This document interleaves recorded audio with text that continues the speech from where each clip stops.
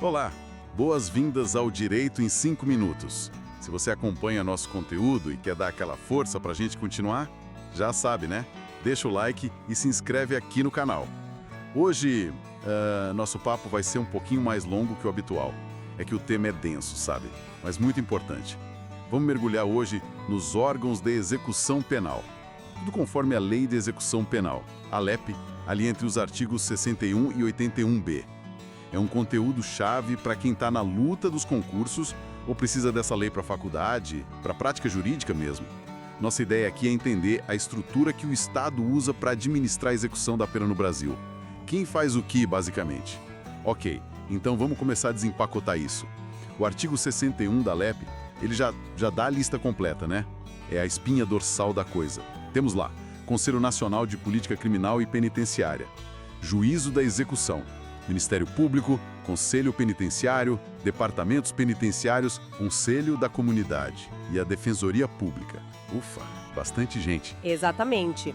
E é fundamental entender que essa lista, ela não surgiu do nada, né? Ela está conectada com o objetivo da própria LEP, lá do artigo 1º, que não é só fazer cumprir a sentença, mas também buscar a tal da harmônica integração social do condenado. Essa variedade toda de órgãos, ela meio que sugere uma tentativa de olhar para a execução penal por vários ângulos, sabe? O político, o judicial, o fiscalizador, o administrativo e até o social. Faz todo sentido. Começando lá pelo topo, então. O Conselho Nacional de Política Criminal e Penitenciária, o CNPCP. O que ele é, onde fica... A lei fala que a sede é em Brasília, né? Subordinado ao Ministério da Justiça. Isso, e a composição dele, como diz o artigo 63, é bem eclética. Tem professores, profissionais do direito penal, processual penal, penitenciário, de outras ciências também, representantes da comunidade, de ministérios. É um grupo diverso. E o que eles fazem na prática? Qual o papel estratégico desse órgão que parece estar um pouco acima da confusão do dia a dia? Olha, o CNPCPC é tipo o grande estrategista, o think tank do sistema penal e penitenciário. As atribuições dele no artigo 64 mostram bem isso.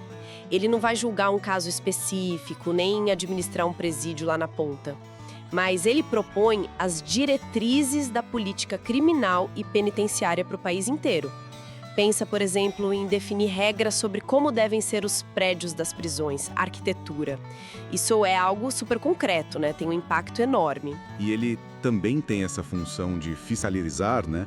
O artigo fala em inspecionar e fiscalizar os presídios em nível nacional, podendo até pedir interdição.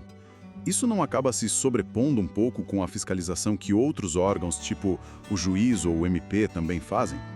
Olha, é um controle que está além daquela ação individual que cada sujeito tem e aquela ação que mostra o quanto somos complexidade que o tema vai trazer quando a gente fala da administração do sistema penal e penitenciário. O CNPCPC é o órgão que olha a política pública como um todo. E, enquanto isso, ele possui uma legislação que consegue cruzar várias frentes. Então, ele tem a função de fiscalizar, mas também de legislar, de pesquisar, de fazer recomendações. O CNPCPC é um organismo muito importante para a difusão da eficiência e inspeção do sistema penal e penitenciário do país. É uma ótima pergunta. Existe, sim, uma certa sobreposição nessa área de fiscalização. O juiz inspeciona, o MP visita, o Conselho da Comunidade visita, a Defensoria também. Mas a perspectiva do CNPCP é diferente. É nacional, é estratégica. Ele olha para o sistema prisional como um todo, não só para um presídio específico dentro de um processo, sabe? A ideia é ter um olhar macro para identificar problemas que talvez escapem a quem está ali no dia a dia local. Se na prática essa fiscalização nacional funciona bem, aí já é outra história. Mas a função prevista é essa, um controle mais amplo. Entendi. Descendo então da política nacional pro coração da execução. O juiz da execução. Quem é esse juiz?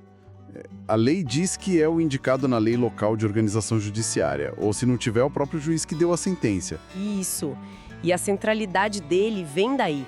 É o juiz da execução que acompanha e decide a vida do condenado depois da sentença, durante todo o cumprimento da pena.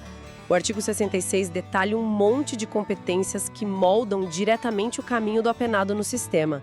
Ele não só aplica uma lei nova que seja mais benéfica, mas decide coisas cruciais: progressão ou regressão de regime, livramento condicional, autorização para sair temporariamente.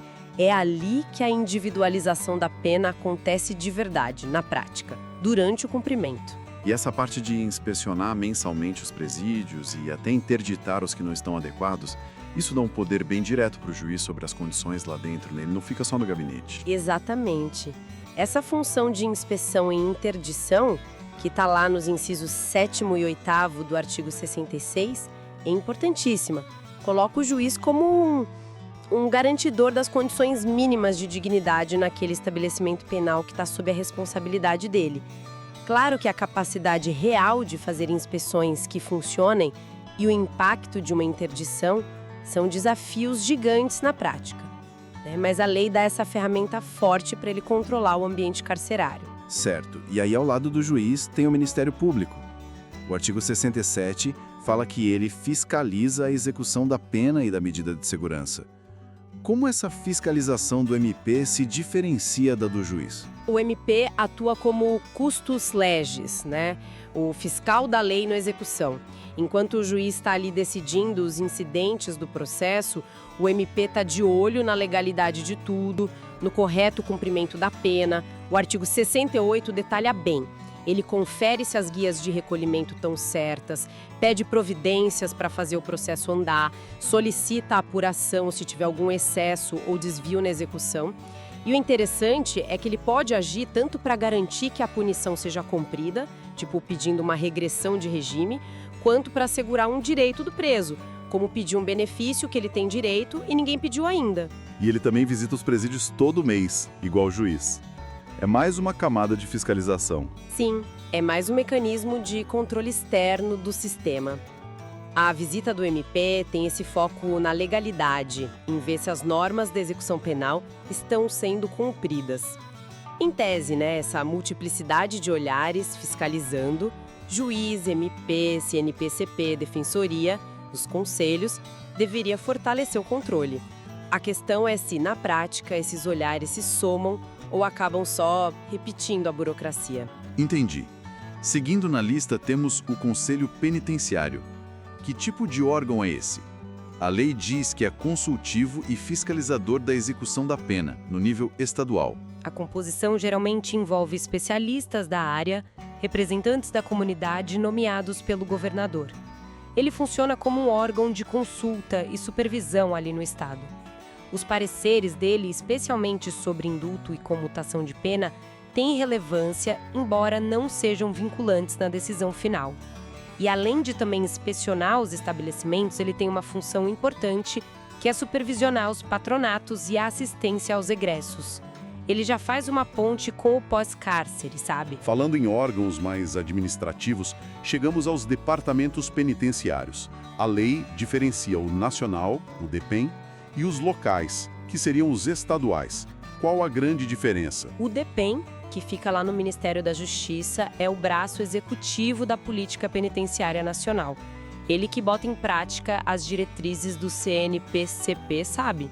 Ele administra os presídios federais, aqueles para onde vão presos de alta periculosidade, líderes de facção, etc., e tenta padronizar as coisas, dar assistência técnica para os estados, fiscalizar se as normas federais estão sendo cumpridas, tenta dar uma unidade para o sistema que é muito estadualizado. E os departamentos locais, estaduais? Aos locais que muitas vezes são chamados de secretarias de administração penitenciária nos estados, esses são os que botam a mão na massa no dia a dia. Eles que gerenciam a imensa maioria das vagas prisionais no Brasil.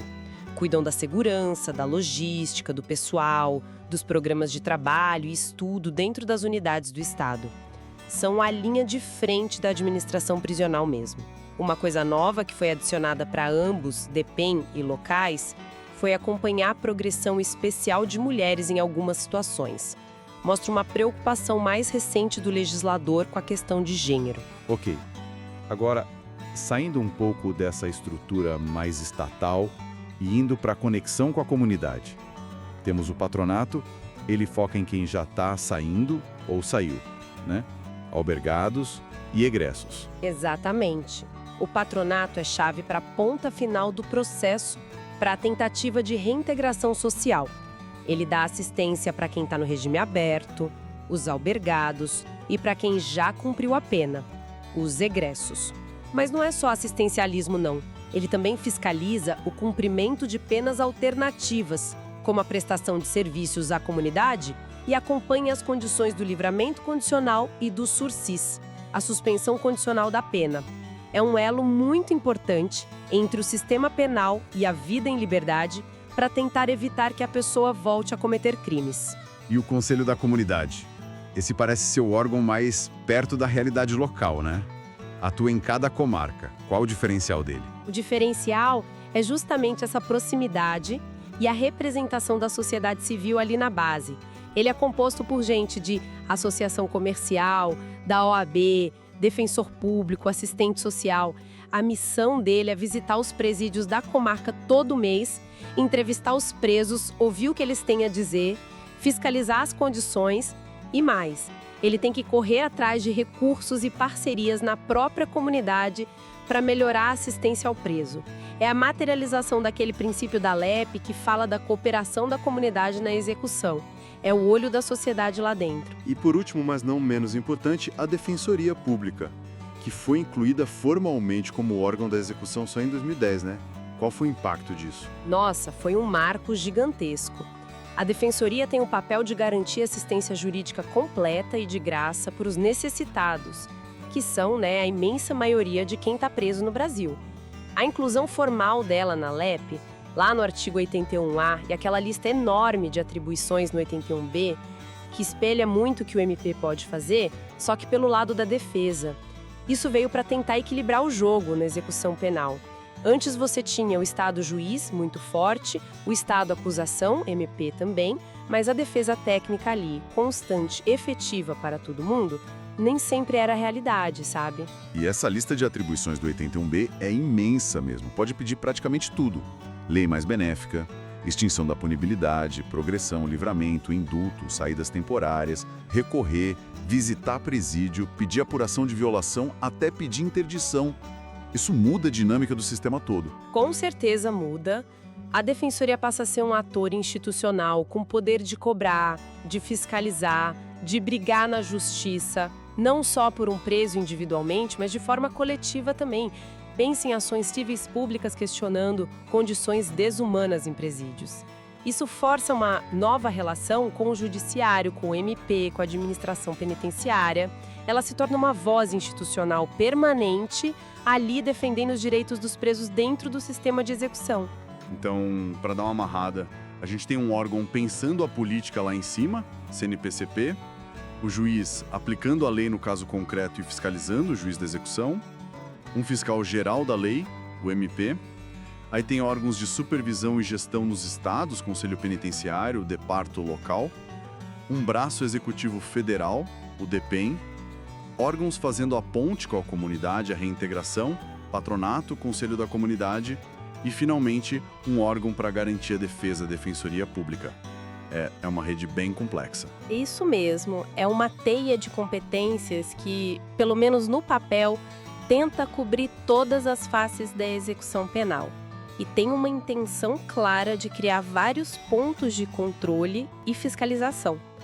As visitas e inspeções por diferentes órgãos são um maior exemplo disso, né? A ideia parece ser um sistema de freios e contrapesos para garantir que a execução seja legal, justa e, pelo menos em tese, cumpra aquele papel de ressocializar sem violar direitos fundamentais. Uma arquitetura legal bem detalhada, sem dúvida nenhuma.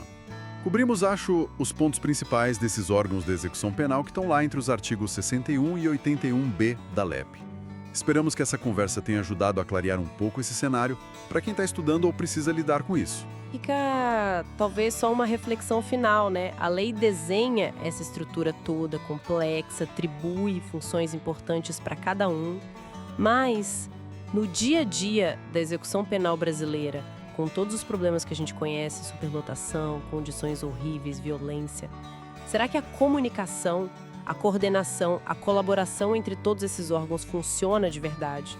A engrenagem está prevista na lei, mas será que ela gira de um jeito que realmente alcança os objetivos da execução, especialmente a tal da reintegração social? Acho que essa é a pergunta que vai além da lei e que a gente precisa continuar se fazendo. Uma questão fundamental para a gente pensar com certeza.